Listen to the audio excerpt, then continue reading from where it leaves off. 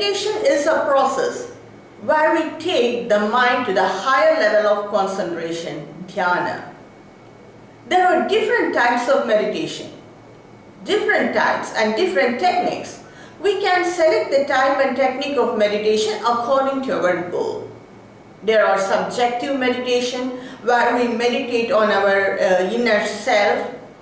There are objective meditation where we meditate on an external divine form, or we can meditate for some material gains.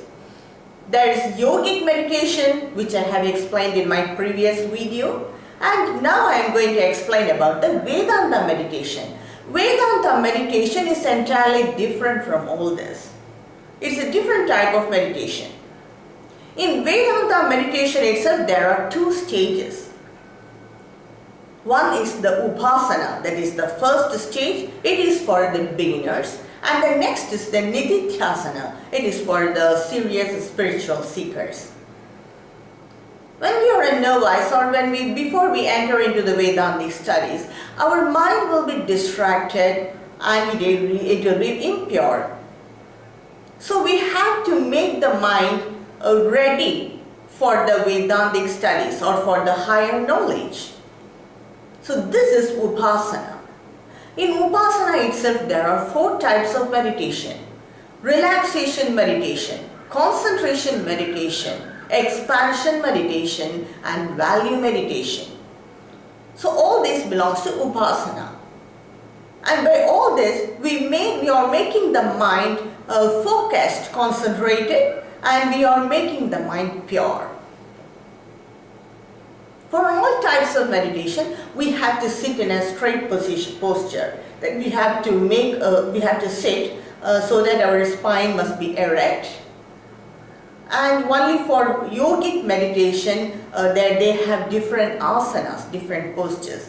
But for all other meditation, we have to keep our spine erect and we have to sit in a comfortable posture.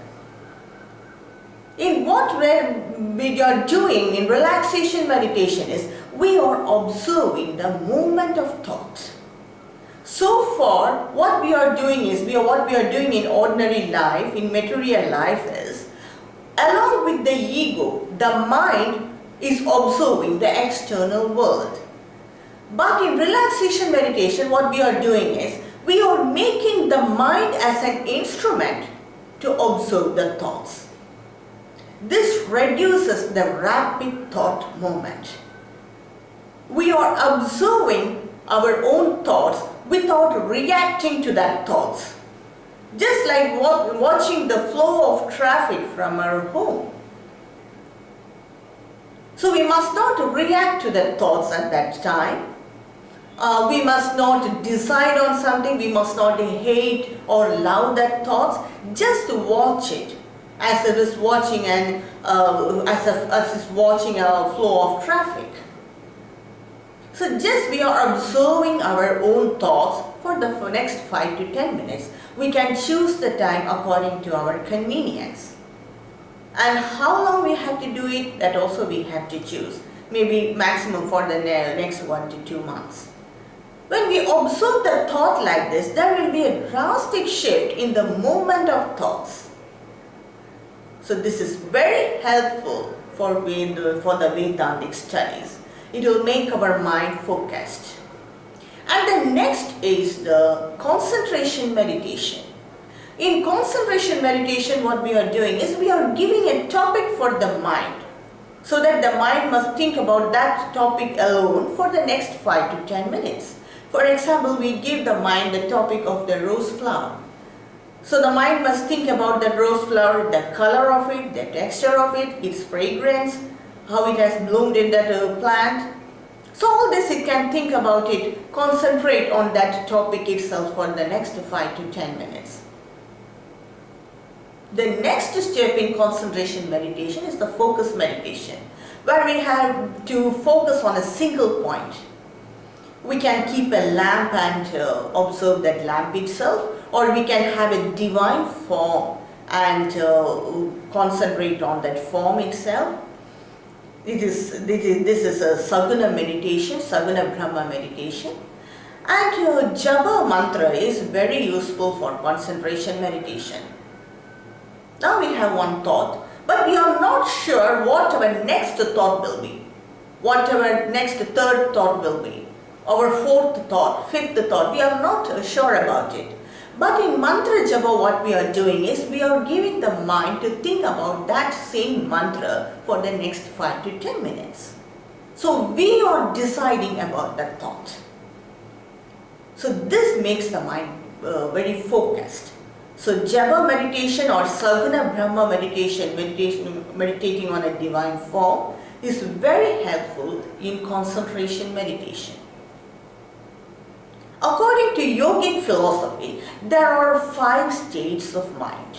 We all dwell in those 5 states at some time or other.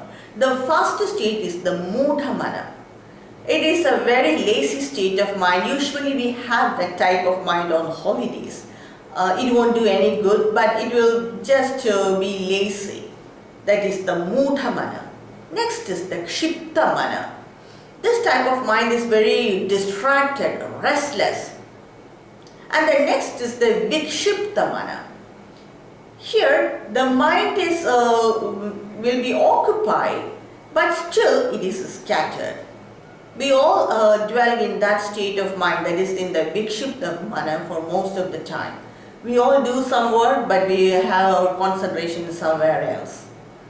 So this is an ordinary state of mind. And next is the ekagra mana. It is the concentrating on the work itself, on what it thinks itself. The mind is very concentrated. It cannot be easily disturbed. But by some external disturbances, it can be disturbed also. Mostly the painters, the authors, they have this type of mind. And the next is the fifth state of mind is the niruddha mana. It is a very high state of concentration. You cannot take that mind easily by the external disturbances. So what we are doing by concentration meditation is we are bringing the mind directly to the ekagra state of mind. So now the mind is focused, but it may have a negative attitude. A very powerful mind, that is a very focused mind, if it is not positive, then it is difficult for the society and for that person itself. So for this type of mind, the next step is the expansion meditation. In expansion meditation, we are making the mind to understand the feelings and the emotions of others. We must make the mind to understand that all forms are the divine expressions. So here, the Vibhuti Yoga or the Vishwarupa Darshana from Bhagavad Gita, they are very helpful. We must make the mind positive, or otherwise the mind will be very selfish. So expansion meditation is equally important.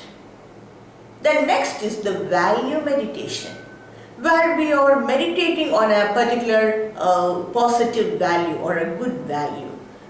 For example, meditating on honesty, meditating on telling the truth, meditating on non-violence, on non-anger, non-jealousy, contentment.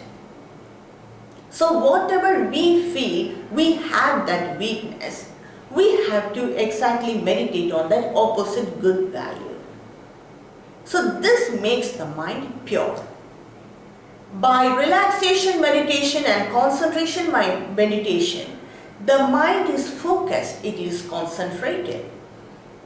By expansion meditation and value meditation, the mind is pure. Now it is ready for the Vedantic studies. Sometimes some people will surpass this Upasana meditation. They will directly go to Vedantic studies if they have very good interest in Vedantic studies. The interest must be very high, or otherwise we feel bored in Vedantic studies. And some people surpass this Upasana meditation by doing Karma Yoga. That also is very helpful. That also will make the mind pure and focused. So without any one of this, If we directly go to Vedantic studies, then we feel that subject is dry, and we may not be able to stay in the Vedantic studies for a long time. So Upasana meditation prepares the mind. It makes the mind focused and pure, but it has ignorance. And the ignorance must be removed only by knowledge. And that is the core Vedanta meditation, Nididhyasana, which I will explain in my next video. Thank you for watching.